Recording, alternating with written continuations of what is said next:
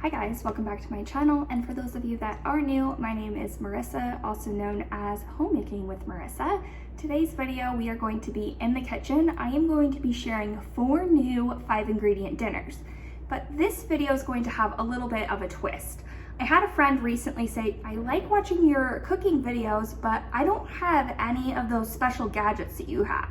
I don't have an Instant Pot, I don't have an air fryer, and it got me thinking that I'm sure a ton of people don't have these small kitchen appliances. So I went back to basics, and in this video, I am only going to be using pots and pans and basic baking dishes. Here are the 5 ingredients for our first dinner. We have a package of these Yukon Gold mashed potatoes. I'm going to be making a variation of a cottage pie. I have 1 left in the package. This is a smoked chicken. We bought the entire roaster chickens from Costco. My husband smoked it on the Traeger. However, if you don't want to do that, you could easily sub this out for a rotisserie chicken.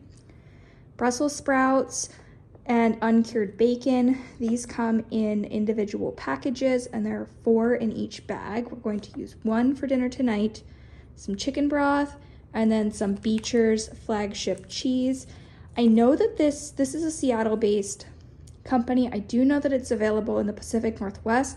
I don't know if this cheese is available nationwide, but if not, you could do it with an aged white cheddar or some Parmesan. We'll start with the chicken. I am using a pie pan. I'm going to just shred up some of the white and dark meat into the bottom, as well as 1 package of our Brussels sprouts and uncured bacon. I will stir that together.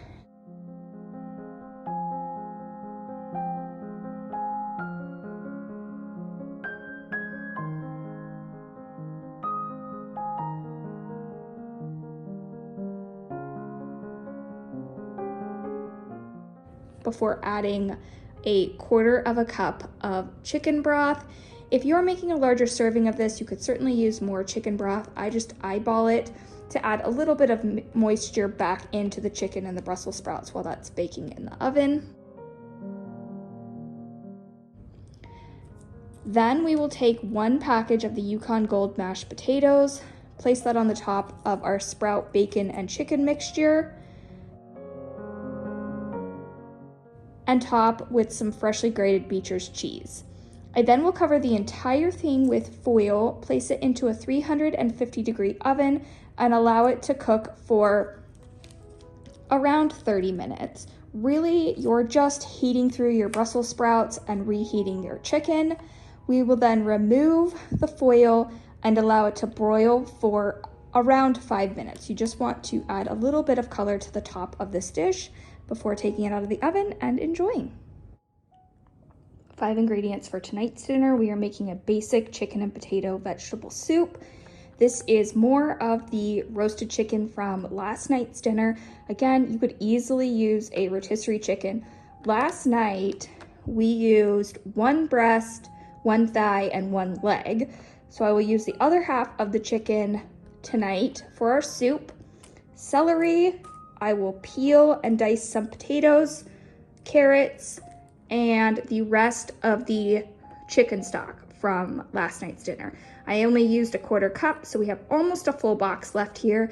We'll use that for the base of our soup. Going to peel and debone. I'll remove the skin and the bones from the chicken, chop that up. Don't throw the bones away though. Make sure to save those for future broth recipes. I always take chicken bones and vegetable scraps. I'll stick them into a freezer bag. I have an entire video talking about how I make what we call garbage can broth. So basically anything that you would normally throw in the garbage, you save in a freezer bag to make broth. So like the end off the celery, again, I'll save that, I'll put it in a Ziploc and use it to make broth. Going to chop up some celery,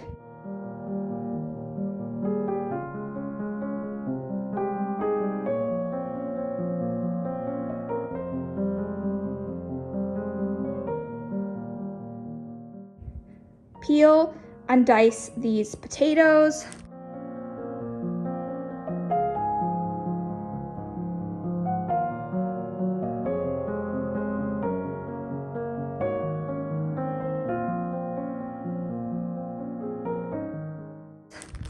chop up carrots,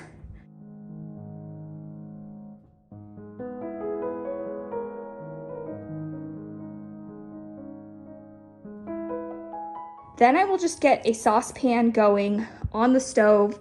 I will boil all of our veggies in broth.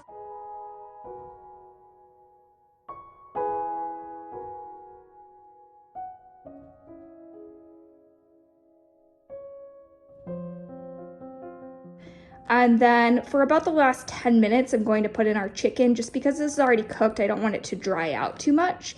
And we will serve that tonight for dinner. I also have some leftover sourdough bread, so I will serve that with some toasted bread on the side.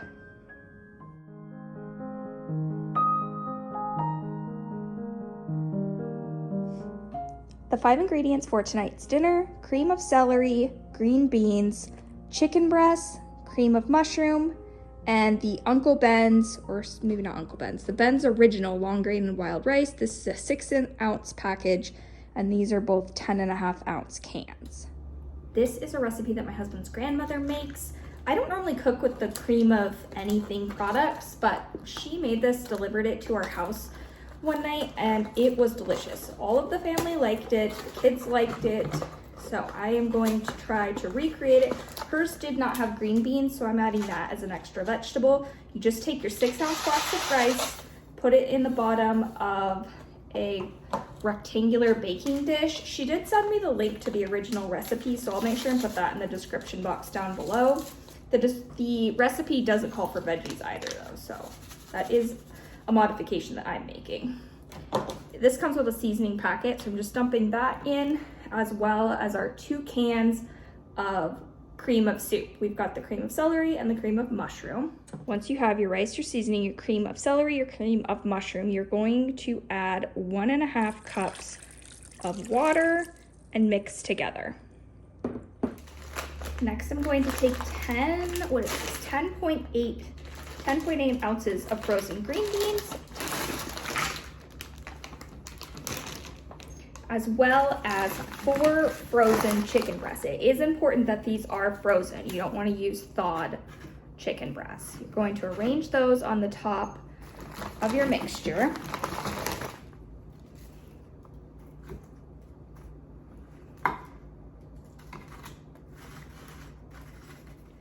And here's what it will look like. Now, this recipe is called no peak chicken. So the key is to take a dish with a lid, put it on the top, bake it in a 350-degree oven for 1.5 hours. Do not take the lid off at any point. And it will be tempting, you want to check on it, but the key is to not take off the lid at any point for 1.5 hours.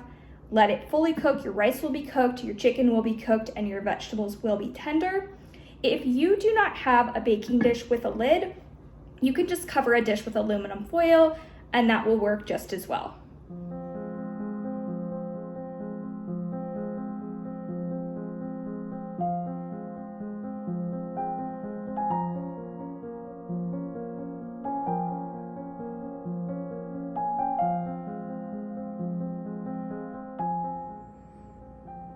Today's dinner is going to be a meatless meal.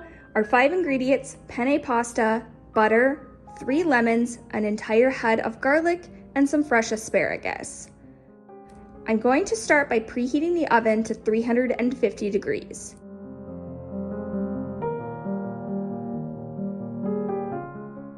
Then I will take our garlic and we are going to peel and finely chop an entire head of garlic.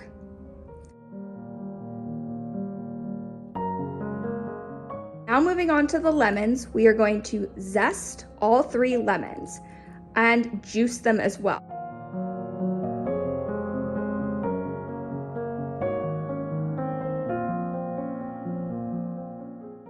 Bring a large pot of water to a boil, adding a generous pinch of salt.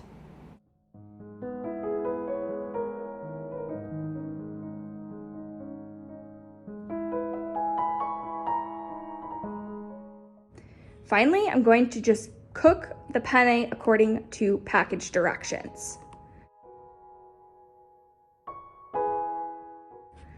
Next, we will take 6 tablespoons of butter, melting this into a small fry pan. We will add the garlic, stirring slowly on a medium-low heat to make sure that the garlic doesn't scorch. After your garlic has slightly browned and your butter's fully melted, you're going to slowly whisk in your lemon juice. You do want to make sure that this goes in slowly so that your butter doesn't break.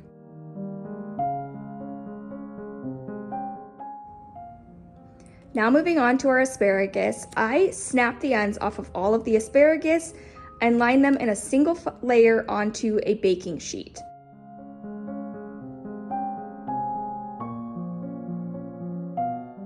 I'm going to top them with a little bit of salt and pepper and brush on some of our lemon butter garlic sauce. We will stick these into our 350-degree oven for 20 minutes.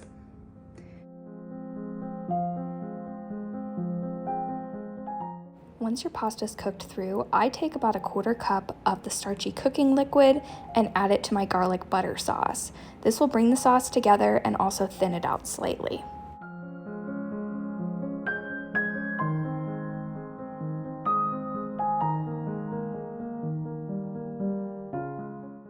Once your asparagus is finished, you'll just take your pasta that's been drained and add it to your butter garlic lemon mixture, topping with zest and a few spears of your asparagus.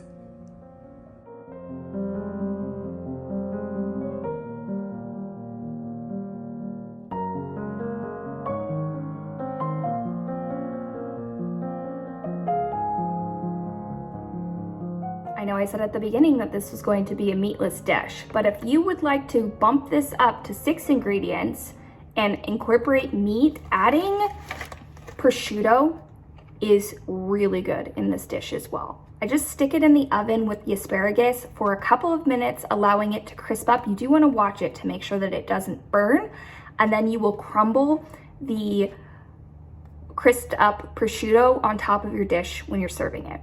If you're new to my channel and haven't done so already, you can subscribe by clicking on my face here. I always post 2 videos each week related to something homemaking, whether that's talking about my capsule wardrobe, cleaning videos, cooking videos, grocery hauls, a ton of different options here on this channel. If you would like to see an entire playlist full of limited ingredient meal ideas, I will include that for you here, as well as an additional video that YouTube thinks that you would enjoy down here. I hope you are all doing well, and I will see you in my next video. Bye!